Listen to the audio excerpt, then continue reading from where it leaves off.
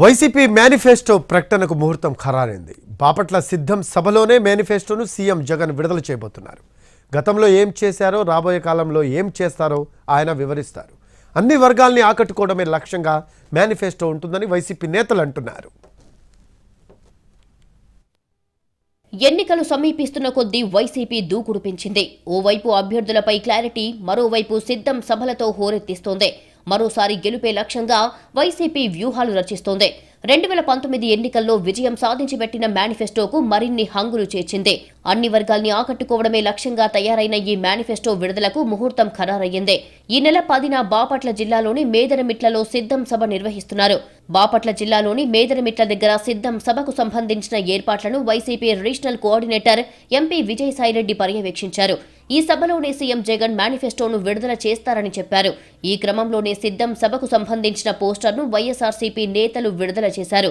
సిద్ధం సభలో 5 ఏళ్లలో చేసిన అభివృద్ధి, సంక్షేమానికి సంబంధించిన విషయాలను జగన్ వివరిస్తారని విజయసాయిరెడ్డి చెప్పారు. గతంలో ఏం చేశాం, రాబోయే కాలంలో ఏం చేస్తామో మేనిఫెస్టోలో చెబుతామని అన్నారాయన.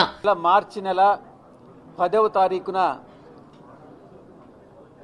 బాపట్ల పార్లమెంటు పరిధిలో అద్దంకి నియోజకవర్గంలో మేదరమెట్ల దగ్గర జాతీయ రహదారి పక్కన 4వ సిద్ధం మహాసభ వైఎస్ఆర్ కాంగ్రెస్ పార్టీ జరుపుకుంటుంది.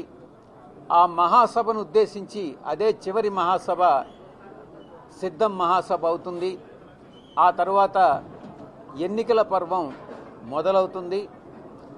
ఎన్నికల ప్రచారానికి అది శ్రీకారం చుట్టినట్టు అవుతుంది. మేదరమిట్ల సిద్ధం సభకు లక్షల మంది హాజరవుతారని వైసీపీ నేతలు అంచనా వేస్తున్నారు.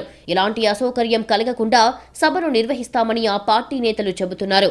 మొత్తానికి మేనిఫెస్టోలో యువత, రైతులకు పెద్దపీట వేస్తారని తెలుస్తోంది.